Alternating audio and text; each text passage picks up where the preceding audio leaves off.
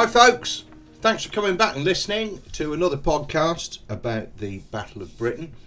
And what it is, I was sat this morning, having just been back from a research trip to Kent, France and Belgium, and having to sort of get back to start writing again, and I am now up to chapter 3 on the volume 8 of the 8-volume official history of the Battle of Britain for the Battle of Britain Memorial Trust and National Memorial to the Few, which is Battle of Britain Remembered. And this is all about how the Battle of Britain has been commemorated, memorialised, remembered, its place in print, certainly, well, in memoir anyway, cinema and aviation archaeology. We're going to cover with my old friend Steve Vizard, who's got to be one of the most experienced aviation archaeologists around and who has been involved in the interest right since the days when Pontius was a pilot, I think. So it's interesting stuff, and it's going to conclude with a bit of a roundup of what I personally think are the primary sort of museums and memorials and sites of interest. And there are lots. We're also looking at how relevant the Battle of Britain is to today, and it is relevant, and it always will be relevant, because if it wasn't for the Battle of Britain, we wouldn't be here having this little fireside chat. But anyway, what I thought was, I've sort of gone around my office fishing books off the shelf, ready to write this chapter about the Battle of Britain memoirs. And I just thought it would be interesting to talk about some of those and see what you think, because there must be hundreds, got to be. You put Battle of Britain into Amazon or whatever, and I mean there's pages and pages and pages, and not all of those books that come up, of course, are memoirs, but I find the first-hand account really, really interesting. I mean, there's all kinds of problems relying upon it from a historian's point of view, because memory becomes distorted over time, and I know this, having been a police detective. I mean, you can be recording statements for a violent disorder, say, in the town centre, and half a dozen people can see the same thing, but they'll describe it differently. And it's the same with this, especially if you're trying to remember something that happened donkeys years ago. And things get distorted, and also at the time a lot of these things were written, the facts, the detail, particularly from the German side, wasn't necessarily available. So the way that these things are described, they're described in a certain way, and the interpretation of the event that the individual has experienced isn't always actually an accurate interpretation, which it may well be, or may well have been, if they'd had the same amount of information available, or all of the relevant information. Anyway, what am I talking about? I don't know. But why memoirs then? Well, during the war, this is propaganda, isn't it? And propaganda is so important to maintain and increase the morale of one's own people. That's obvious. To also draw in potential allies, and this was very much the case in 1940 and 1941, before America entered the war. I mean, it was a great hope of Britain's and Churchill's that the Americans would cease their policy of isolationism from events in Europe and join the Allied cause. Very, very important. So trying to appeal to people and to demonise the enemy, crucially important in propaganda. And in terms of the Royal Air Force, or indeed the Army or the Navy, there's another purpose served by these wartime memoirs, and that's to inspire people and encourage recruitment. So there's a lot going on there, isn't there, about why memoirs are written. Now, the first of these, I'm pretty sure, came out in 1941, and it was called December 1941 actually, and it was called I Had a Row with a German by RAF Casualty, published by Macmillan and Co. Now, it was anonymous then, you see, RAF Casualty, and that sort of fitted with the Air Ministry's policy at the time, which was not to publicise individuals for all kinds of reasons. That went by the wayside as the war went on. But RAF Casualty was actually wing commander, as he was at the time, Tom Gleave, who had been shot down, very, very, very badly burnt in the Battle of Britain, flying Hurricanes 253 Squadron from Kenley on the 31st of August 1940. And he was one of the first founder members of the Guinea Pig Club. Now, interestingly, Air Vice Marshal Sir Trafford Leigh-Mallory, who, when this book was published, was Tom Gleave's boss, has written the foreword to this book, and he says, "It is a privilege to contribute a foreword to this modest story of gallantry and fortitude told by a fighter pilot who fought and was badly wounded in the Battle of Britain. I commend this book to the great British public, who owe so much to those gallant gentlemen, the fighter pilots of the Royal Air Force." Well, how right indeed the erstwhile Air Vice Marshal was. Now, I know Tom Gleave's daughter and son-in-law, and we worked on Tom's chapter together in my book Forgotten Heroes of the Battle of Britain, which came out in 2020. And it's a very detailed story because, fortunately, we have the original manuscript of I Had a Row, which was actually originally entitled Eagles of Nemesis. But the publisher didn't like that, so they changed it to I Had a Row with a German. So where does the title come from? Well, Tom was in hospital, and he was married, and his wife came to see him. And he writes in the book, he says, "One afternoon, it may have been the next day, I was awake. Sister came in and said my wife had arrived. I was well enough to worry about her seeing me as I was. My hands, forearms and legs were encased in dried tannic acid. Horrible treatment that was. They stopped that, fortunately. My face, which felt the size of the proverbial melon, was treated in the same way, and I peered through slits in the mask. I heard footsteps approaching the bed, and then saw my wife standing gazing at me. She flushed a little and said, 'What on earth have you been doing with yourself, darling?' I found it hard to answer. 'Had a row with a German,' I replied." So, that's where the title comes from. But Tom went on to be treated at East Grinstead at the Royal Victoria Hospital by the famous, pioneering, visionary, and unorthodox reconstructive surgeon Sir Archibald Mackindo, and became a founder member of the Guinea Pig Club, to which he devoted much of his life going forward in the welfare of its members. So, and Tom Gleave was later a big noise in the Battle of Britain Fighter Association and a Cabinet Office historian, actually. So, quite a chap, as it were.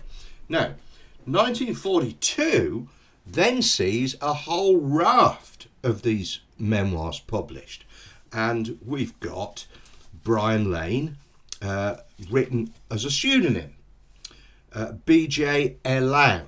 Now it's Brian John Edward Lane, so that's an amalgam of the letters in his name, and it's back to front B.J. Elan. But it's Squadron Leader Brian Lane, who commanded 19 Squadron for much of the Battle of Britain, an exceptional man, 23 years old in the Battle of Britain. And what I find astonishing, having studied this young man's life for nearly half a century, he was only 25 when he was killed. Missing in action, 13th of December 1942.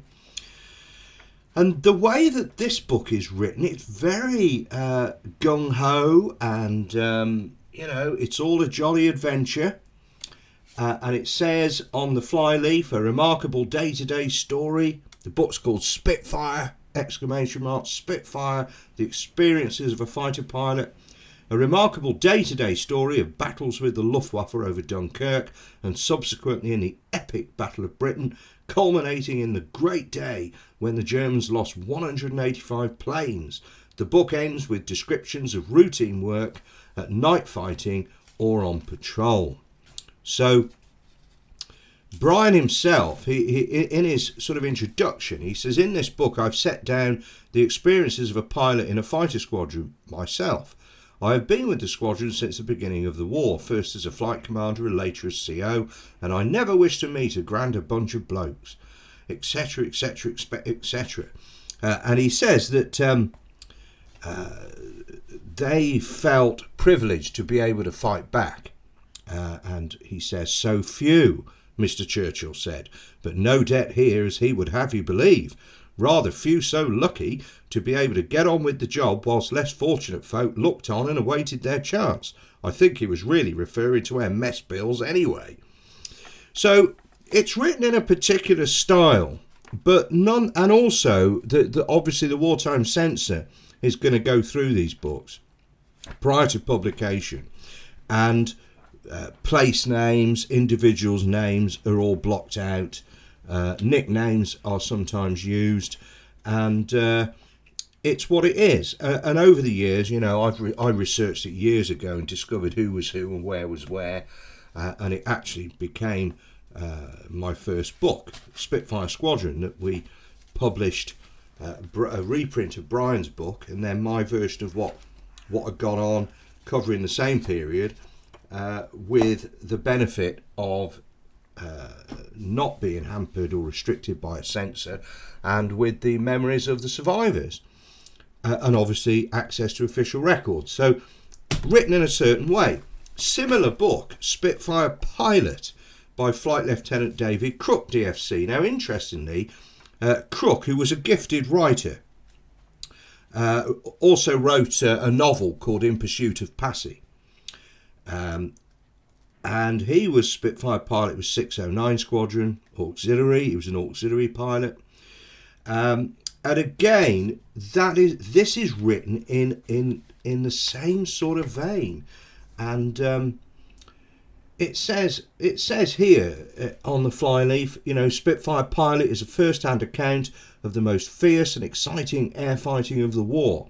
The author is a member of the famous 609 Squadron, which fought at Dunkirk and throughout the Battle of Britain and shot down over 100 planes in record time. It is curious how many publishers, as well as the BBC, seem unaware of how much more telling and readable is a plain, unvarnished tale, when there is a tale to be told, than is any tricky, dolled-up presentation or production of dramatic material. Here, for example, is a brilliant first-hand account of the life of a fighter pilot before and during the Battle of Britain, which may be guaranteed to hold the almost breathless attention of every reader in a way that nothing less realistic and matter-of-fact could possibly do. And that was the review by The Spectator. And again, it's written very, very similar to Brian's, although with this one, there's not so much censorship. We do have names, we do have places. It's surprising because there is much more detail in Crook's book than in the Brian Lane book, and it makes me wonder really whether Brian's book wasn't more aimed at a younger market. Who knows? And another one, Arise to Conquer by Ian Gleed. Now this is another 1942. This is Victor Gallant's published this one. Gleed flew Hurricanes with 87 Squadron at Exeter and Byberry. First as a flight commander, and then took over the squadron. DFC and Ace. Sadly, like Brian Lane, didn't survive. Well, and David Crook. David Crook crashed into the sea off Aberdeen in 1944. Probably because of oxygen system failure, and is still missing. Brian Lane is missing over the North Sea, and sadly Ian Gleed, the famous wizard midget, aka Widge, was shot down and killed in North Africa. But this is a great book. Again, there's a bit of censorship in this, but it's a good, honest account. And again, it is written as though the whole thing's a jolly jape. Now, another very interesting approach is 10 Fighter Boys, which was edited by Wing Commander Athol Forbes, DFC, and Squadron Leader Hubert Dizzy Allen, DFC. And these are about, each chapter is written by a different member of 66 Spitfire Squadron. And 66 served at Coltishall, Kenley and Gravesend throughout the Battle of Britain and were heavily engaged, heavily. So there's a great raft of personal experience here. Some have chosen to write more about the Dunkirk kind of thing, others about the Battle of Britain as fought over London, and others about the high-flying 109 threat of the autumn. And some of them, I just noticed here actually, one of them, Pickering, who was killed later, collided with 74 Squadron's Bob Poulton when both were actually instructors, and was killed. But he says on the 10th of October the squadron was ordered to take off. Well, it wasn't the 10th, it was the 11th, and I notice I've crossed it out and put the 11th. So, you know, you can't necessarily always rely on the facts as related. But it's a really, really, really good book. None of the pilots are identified as such. You've got Athol, well, we know that's Athol Forbes because it says he's the editor. And Dizzy, well, we know that's Dizzy Allen. And then we have people like Max and Bob and Bogle, Krellin Bodie, a bit of a legend, sadly he didn't survive the war, Jimmy Corbin, Durex, who is Kendall from Chepstow, and so on and so forth. Now, very interestingly, these books are not that well illustrated, none of them are. They do have plates of photographs, but there's really not a lot of pictures. When Jimmy Corbin, Binder Corbin, decided that he was the last of the 10 Fighter Boys and published his actual memoir of the whole war and so on, and he was a teacher after the war, Jimmy Corbin. So as you would expect, it's very well written, and it's published by I think the History Press, was it? Yeah, the History Press in 2007. Yeah, 2007. So it's a really good book, and he is or was the last of the 10 Fighter Boys, hence the book's title. So that's very much worth a read, because it's not just about the Battle of Britain. It follows Jimmy Corbin's adventures through North Africa, and so on and so forth, until the end of the war and beyond, and his teaching. But it's quite well illustrated, because he's been able to publish pictures from the original 10 Fighter Boys, and also use pictures from his own personal album and his logbook. So 10 Fighter Boys sort of closed the circle. It sort of came round, didn't it? What isn't a jolly jape is Richard Hillary's The Last Enemy. Now, Richard Hillary was posh and was a student at Oxford, University Air Squadron, all that sort of thing. Joins up, called to full-time service with 603 Squadron, firstly up in Scotland, and then they come down to Hornchurch, and at the height of the Battle of Britain, and everything changes. And Hillary is really, well, how would you describe him really? I don't know about arrogant, but quite vain, but an intellectual, and very thoughtful, deep thinker in some ways, but and had really thought about this, that he wanted to be a fighter pilot because he considered you were on your own, you didn't have to rely on anybody else, and it was like being a duelist. And he was great friends with a chap called Peter Pease, who was shot down and killed on the 15th of September, and by then Hillary himself had been shot down into the Channel, very badly burnt, like Tom Gleave, another guinea pig. And the book is much more than a rip-roaring gung-ho romp through Dunkirk and the Battle of Britain, like Brian Lane's or David Crooks or Widge Gleeds. It's much deeper than that. It is a really deep emotional journey through Richard Hillary being this handsome, well-off, intelligent, Oxford student with a bright future ahead of him, brilliant at everything he did, to being shot down, badly burnt, horribly disfigured, another guinea pig and patient of Archibald Mackindo's, and how that changed his outlook and his personality. And of course, as we all know, sadly, Hillary returned to operational flying, but sadly was killed when converting to Beaufighters, big twin-engine brute of an aeroplane, and crashed and was killed.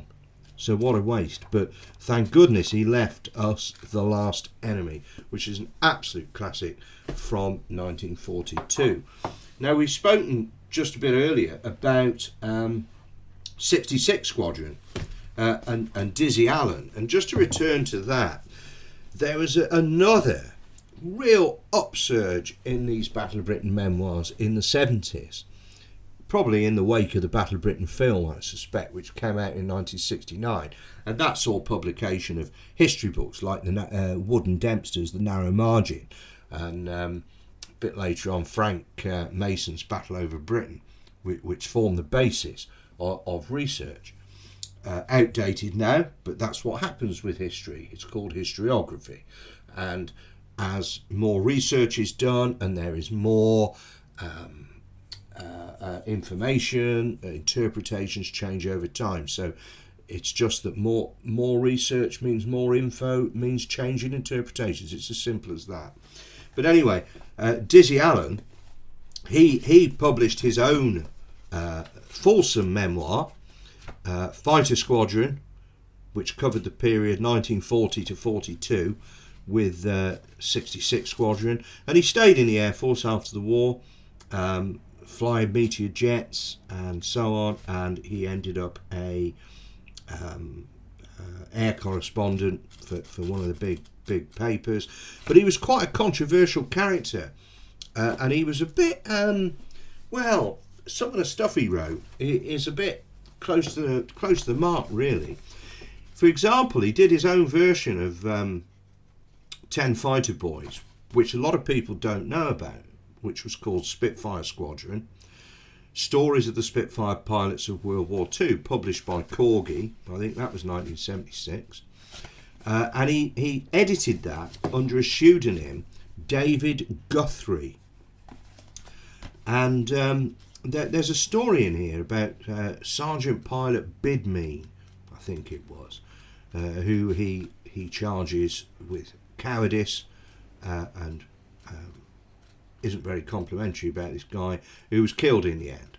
But you can work out who all of these people are, and the actual pilot, who this is. I don't think there's any truth whatsoever in what Dizzy Allen is sort of saying about him. So that's all a bit strange. And then he wrote a book called Who Won the Battle of Britain Anyway, which comes out. It's probably the first book which really challenged the narrative. This was published in 1974, and on the back it quotes from the book. It says, it's the Evening News says it's a scathing indictment. It says it is doubtful whether the professional neglect or ineptitude of the air staff as a whole in 1940 has ever been equalled in the long history of British arms. Strategic misappraisals, the lack of understanding of air power, dogmatically held incoherent theories, inflexibility of thought processes, crazy procurement policies, and a lack of adherence to the principles of war. Such is the criticism levelled by Wing Commander Dizzy Allen against the air staff who directed the Battle of Britain. Wing Commander Allen, himself a veteran of this epic battle, analyses in detail every aspect of the campaign and the officers behind it. He presents a highly stimulating and controversial case which attempts to demythologise one of the most famous conflicts of the Second World War. The Daily Express say it's an extraordinary book and Times Literary Supplement says it's skillfully advocated. Well, it is, and you can't argue with a lot of what Dizzy Allen says. But it was ahead of its time, and I've written a couple of books which are not exactly it's not myth busting, because all of my work is factual. It's all evidence based. I have no interest in books that are written like a story, and books that are written off the back of an author having some stupid preconceived notion or thesis that he or she then works up the story to fit that viewpoint. Well, it doesn't work like that, because the evidence has to drive everything, and it is evidence, and it's sort of I suspect was very much in Len Deighton's mind when he wrote Fighter, the true story of the Battle of Britain, which also came out in the 70s. I remember it was either 1980 or 1979ish. I remember reading it when it first came out, and I know that Air Marshal Sir Dennis Crowley-Milling hated the book and accused Len Deighton of loving the Luftwaffe. Well, it wasn't that. He was just being perfectly honest, based on the facts and evidence about the Luftwaffe's abilities and equipment and tactics and so on and so forth. But all of that maybe for another day. One thing Dizzy Allen was absolutely right about was his criticism of the Barder Big Wing, the Duxford Big Wing. Now, of course, Douglas Barder, having no legs, was newsworthy. There's a video on the channel specifically about Barder that I filmed some years ago, actually, probably about 4 years ago, perhaps more. Worth a look at, you might think. And what story? You know, he was a propagandist dream. And after the war, Paul Brickhill, who was himself an Australian Spitfire pilot, former prisoner of war, and a journalist, he picked these great stories and made them into global bestsellers. The Dam Busters, The Great Escape, and so on. And he did very well out of it. And of course, the Barder story was the one that really got him going. 1954, Reach for the Sky. So Barder was already famous during the war because he was propagandized that there was this legless pilot.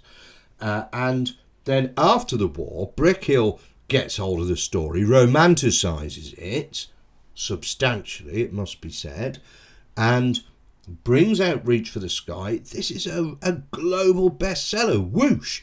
It's not exactly a memoir because Barder hasn't written it himself, but he worked with Brickhill. So Brickhill has basically translated the conversations they had into the book. And then in 1956, Danny Angel translates the Brickhill's text into the film Reach for the Sky, starring Kenneth More.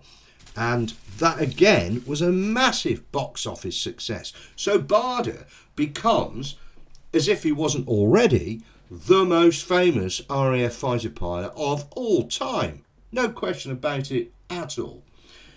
Now, the other thing that Reach for the Sky did in 1954 was stimulate another raft of memoirs. So Air Vice Marshal Johnny Johnson, who was our officially top scoring RAF fighter pilot in the Second World War, and a very, very close friend of mine. And we lost Johnny in January 2001. And there's not a day that's gone by that he hasn't come into my thoughts for some reason or other.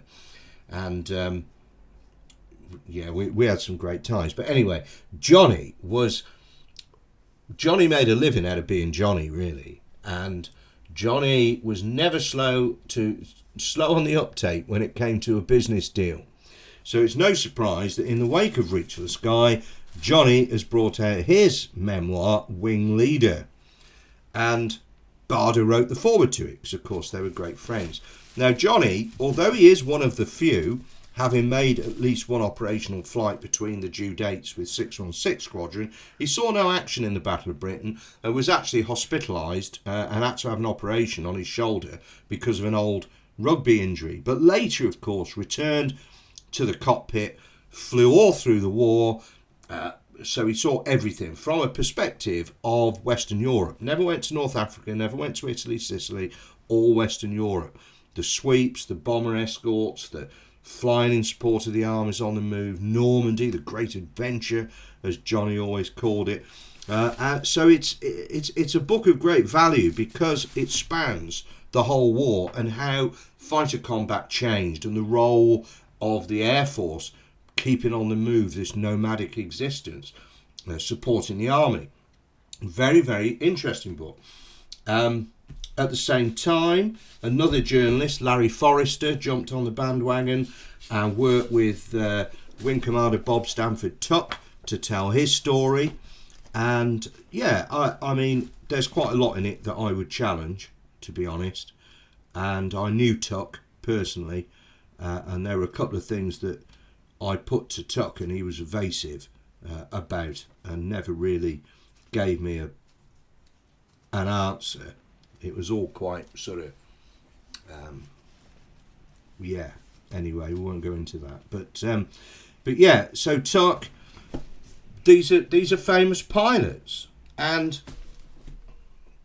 the thing is that what's not getting published in English are the stories of Poles and Czechs and Belgians and Dutch and the other nationalities, the non-English speaking nationalities. Of course, there were all kinds of problems after the war for those people, the Czechs, the Poles, because they're behind the Iron Curtain. So they don't really want to shout about the fact that they fought for the West. So this is a deficiency in the Battle of Britain bibliography as published in the English language. Fortunately, people like Johnny Kent, a Canadian, who was a flight commander on the Polish 303 Squadron, wrote his memoir, one of the few, which was published in 2000, first of all 2000, by the look of it, by the History Press. A triumphant story of combat in the Battle of Britain. So that gives us quite a lot of information there about, certainly about 303 Squadron and the Poles in the Battle of Britain. But in terms of Polish and Czech memoirs coming into print in English, not so good really. Post-war again, somebody who was very active was a chap called Robert Wright, who was himself a former RAF officer who had been on Dowding staff at Bentley Priory, and he wrote the book about Dowding and the Battle of Britain, which really put across well Dowding's perspective on the whole thing, and particularly the bitterness about the big wing controversy and his replacement at the end of the Battle of Britain.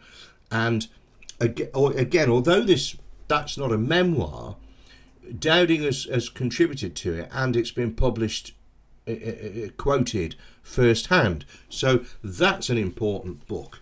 And another book that Wright worked on was Night Fighter by Jimmy Rawnsley and Robert Wright. And Jimmy Rawnsley was the airborne radar operator and observer of none other than John Cat's Eyes Cunningham, our ace night fighter pilot. So this is a romp through the Blitz and the trials and tribulations of working with the very early airborne interception radar systems and so on and so forth. And there's not that much about night fighting at that stage of the war. So that is an important book that Robert Wright has brought to us.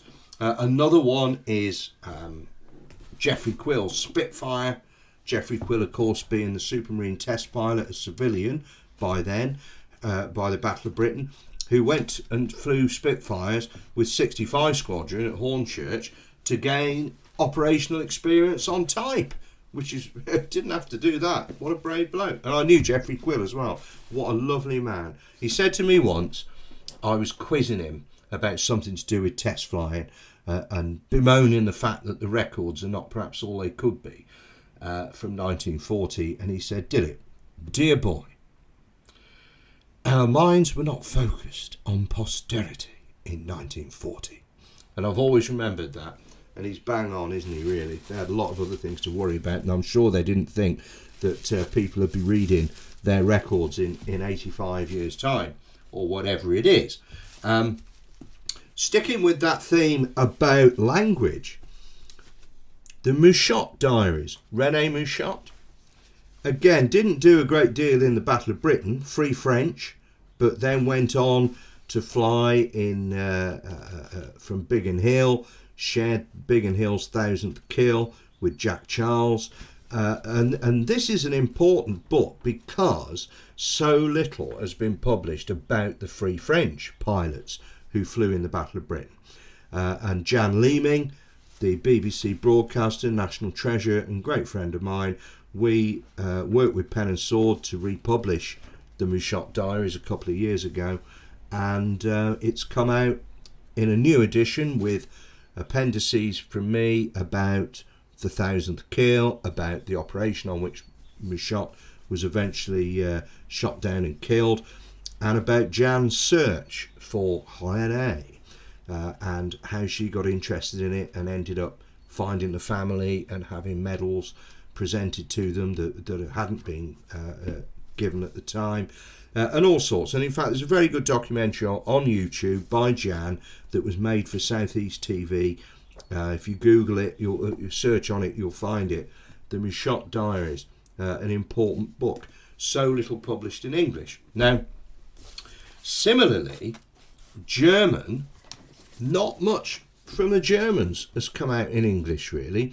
The British historians like Chris Goss, Ken Wakefield, they've done a lot of research with the German surviving German aircrew down the years, recording their memories, similar to what I did with the few and English-speaking survivors, and that's highly commendable, because otherwise we'd have very little. But there are certain things. Now, we've got the Luftwaffe War Diaries that was written up by Kajus Becker, which has been translated into English. That's been available for a long time now in various editions. I would think translated by Frank Ziegler, who was the intelligence officer of 257 Squadron, wasn't it? Or was it 609? No, 609, I think. 609. 1964, first published in the German language, originally published in Britain in 1967. It's written in a certain way. Of course, there's a lot of excuses as to why the Germans lost, but we won't go into that. But that is an interesting text. Another one is by the General himself, Adolf Galland, one of Germany's greatest aces. And he wrote, his memoir's got to be important, isn't it? Because he was in Spain, and then the Battle of Britain. He was fought everywhere, and ultimately was General de Jagerflieger, having succeeded his friend Werner Melders, who was killed in a flying accident in Russia, and flew the Me-262 jet fighter. So Galland's memoir is very important because it covers the whole story, really, of German air fighting during the Second World War. And that was first published in 1954, same year as Reach for the Sky. More recently, another friend of mine, Peter Osborne, should be commended for bringing us to the English language. Spitfire on My Tail, A View from the Other Side, by Ulrich Steinhilper, who flew Me-109s with 3 JG-52 until he was shot down by a Spitfire 27th of October 1940, bailed out and was captured, and was then a prisoner of war in Canada. And this is really excellent book that Steinhilper's written. Steinhilper also is the man who apparently invented word processing when he worked for IBM. So thank you for that, Ulrich. He's written in my book here, to Dilip, good luck, Ulrich Steinhilper, X3 JG52, brackets Me-109E4, Battle of Britain, 27th of the 10th of October. And then he's drawn a little cartoon of himself descending on parachute. Then POW in Canada, and he signed that for me. We were doing a book signing together, actually, Biggin Hill Air Show, 7th of June 1998. Jack Stokoe was there with me, and William Walker, both Spitfire pilots. That was a good day. So, nearly done. Here's an interesting one. Flying Start by Group Captain Sir Hugh Dundas. Lovely man, one of my earliest supporters. In fact, he signed my copy to Dilip Sarkar with much admiration for all you do to preserve the memory of the Spitfire aircraft. Hugh Dundas, December 1988. Blimey. But Hugh's memoir is particularly important because he was an auxiliary. And for those that don't realise the significance of that, the Auxiliary Air Force was socio-economically elite, and they were all well-to-do, wealthy young men. Hugh's brother, John, was a Spitfire pilot. He was an auxiliary, flew with 609 West Riding Squadron with David Crook until John, just after the Battle of Britain, 28th of November 1940, was in combat off the Isle of Wight, shot down Helmut Vick, Major Helmut Vick, Commodore of JG2, the Great Ace, and was then shot down himself, we think, by Rudy Flans, Vick's Rottenhund, his wingman, and both Vick and John Dundas are missing. And it's quite heart-rending in there, actually, what Hugh writes about that. It also covers when the Tangmere wing time in 1941, when Barder was lost over France, and all sorts of stuff. And then Hugh was later in Italy and Sicily, and that's a good read. And there are absolutely countless of these books, countless. And just to sort of finish off, I was pleased in, I think it was 99, when Brian Kinkham, who I know is a particular hero of my friend Air Marshal Black Robertson, Kinkham, the former sort of luminary, really, of 92 Squadron, who held the squadron together throughout the Battle of Britain and beyond, and himself later fought in Italy and so on and so forth with Dundas. And Brian's memoir came out, Kingpin, Brian Kingpin Kinkham. A Willingness to Die, Memories from Fighter Command, again published by the History Press. Well done, History Press. I didn't realise you'd published as many of these. But Brian Kinkham was really an absolutely top bloke, trust me. And his memoir is written very, very honestly, as you would expect. There's some good photos in it, although they're not produced on decent paper, but you get the gist. It's a good memoir. But the interesting thing is that the foreword is by a chap called Geoffrey Wellham. Now, I don't think anybody much knew who Geoffrey Wellham was in 1999. I used to write to Jeff, and he was just one of many of my correspondents, and always very helpful. But suddenly, in 2002, Penguin published Jeff's memoir, First Light, which has now got to be the best read Battle of Britain memoir, I would think. Penguin, huge publisher with a global reach in different languages, and Jeff's memoir is extremely popular today. He's signed mine to Dilip with my very best wishes, Geoffrey Wellham. That was when we went out for a Sunday roast at his favourite hotel down in Cornwall. And I went back to Jeff's place. It was 2015, and I was writing his chapter in A Few of the Many. No, not A Few of the Many. The Final Few, published by Amberley, 2015. And we went back to Jeff's place, and I discovered that his hobby was making model ships, wooden ships. He was absolutely brilliant at it as well. So not a lot of people know that, as they say.